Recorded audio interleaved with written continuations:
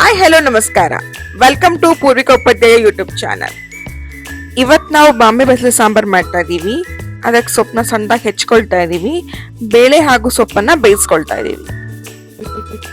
Sambar ಮಸಾಲೆಗೆ 2 spoon ಕಡಲೆಬೇಳೆ, 2 spoon ಉದ್ದಿನಬೇಳೆ, 4 ಬ್ಯಾಡ್ಗೆ, 3 ಗುಂಟೂರು, 1/4 ಚಮಚ ಸಾಸಿವೆ, ಧನಿಯಾ 1 ಸ್ಪೂನು, 1/4 ಚಮಚ ಮೆಂತ್ಯ, 2 ಸ್ಪೂನ್ ಎಣ್ಣೆ ಹಾಗೂ ಸ್ವಲ್ಪ ಕರಿಬೇವಿನ ಸೊಪ್ಪು.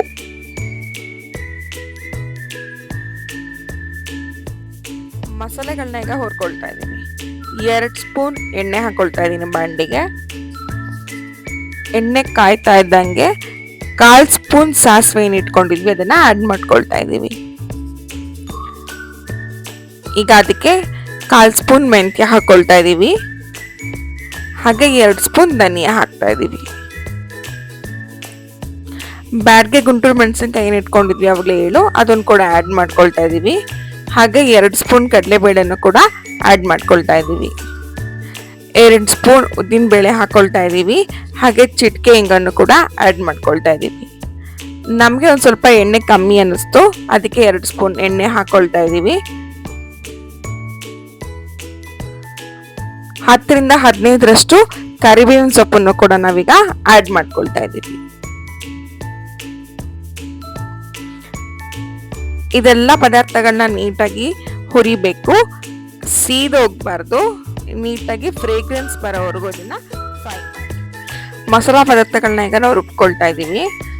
ಮಿಕ್ಸಿ ಜಾರಿಗೆ 1 ಕಂಪ್ಲೀಟ್ ಕಾಯಿ ತುರ್ಕೊಂಡಿದ್ವಲ್ಲ, ಆ ಕಂಪ್ಲೀಟ್ ಕಾಯಿನ ನಾನು ಜಾರ್ಗೆ ಆ್ಯಡ್ ಮಾಡ್ಕೊಳ್ತಾ ಇದ್ದೀನಿ. ಹಾಗೆ ಇವತ್ತು ನಾವು ಹುಣಸೆ ಹಾಗೂ ಟೊಮೆಟೊನ ಯೂಸ್ ಮಾಡ್ತಾ ಇಲ್ಲ, ಅದ್ರ ಬದಲು ವಾಟೆ ಹುಳಿನ ಯೂಸ್ ಮಾಡ್ತಾ ಇದ್ದೀವಿ. 5ರಿಂದ 6 ನಾವು ವಾಟೆ ಹುಳಿನ ಇವಾಗ ಮಿಕ್ಸಿ ಜಾರಿಗೆ ಆ್ಯಡ್ ಮಾಡ್ಕೊಳ್ತಾ ಇದ್ದೀವಿ. ಹಾಗೆ ಇದಕ್ಕೆ ಅವಾಗಲೇ ನಾವು ಹುರಿದಿಟ್ಕೊಂಡಿರೋ ಮಸಾಲೆಗಳನ್ನ ಕೂಡ ಆ್ಯಡ್ ಮಾಡ್ಕೊಳ್ತಾ ಇದ್ದೀವಿ. ಈಗ ಇದೆಲ್ಲದನ್ನು ಮಿಕ್ಸಿಯಲ್ಲಿ ಹಾಕಿ ನಾವು ಚೆನ್ನಾಗಿ ನುಣ್ಣಗಾಗೋವರೆಗೂ ರುಬ್ಕೊಳ್ತಾ ಇದ್ದೀವಿ. ನೀರು ಸ್ವಲ್ಪ ಕಮ್ಮಿ ಅನ್ನಿಸ್ತಿದೆ, ಸೊ ಅದಕ್ಕೆ ನಾವು ನೀರನ್ನ ಆ್ಯಡ್ ಮಾಡಿಕೊಂಡು ಮತ್ತೆ ರುಬ್ತಾ ಇದ್ದೀವಿ.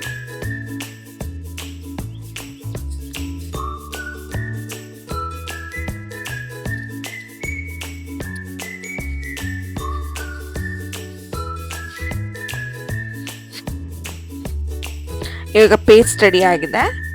ಈ ಪೇಸ್ಟ್ನ ನಾವು ಆಗಲೇ ಬೇಯಿಸ್ಕೊಂಡಿರೋ ಸೊಪ್ಪು ಹಾಗೆ ಬೇಳೆಗೆ ಈ ಮಸಾಲನ ಆ್ಯಡ್ ಮಾಡ್ಕೊಳ್ತಾ ಇದ್ದೀವಿ. ಯಾವುದೇ ಥರ ಗಂಟಿಲ್ಲದೆ ನೀಟಾಗಿ ಮಸಾಲೆಗಳನ್ನ ರುಬ್ಕೊಂಡು ಹಾಕೊಳ್ತಾ ಇದ್ದೀವಿ. ಹಾಗೆ ರುಚಿಗೆ ತಕ್ಕಷ್ಟು ಉಪ್ಪನ್ನು ಕೂಡ ಇವಾಗ ಹಾಕೊಳ್ತಾ ಇದ್ದೀವಿ.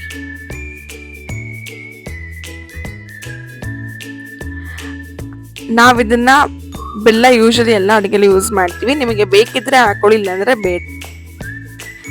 ಈಗ ಇದನ್ನು ಚೆನ್ನಾಗಿ ಮಿಕ್ಸ್ ಮಾಡಿ 5 ನಿಮಿಷ ಇದನ್ನು ಕುದಿಸಿದ್ರೆ ಸಾಂಬಾರ್ ರೆಡಿ.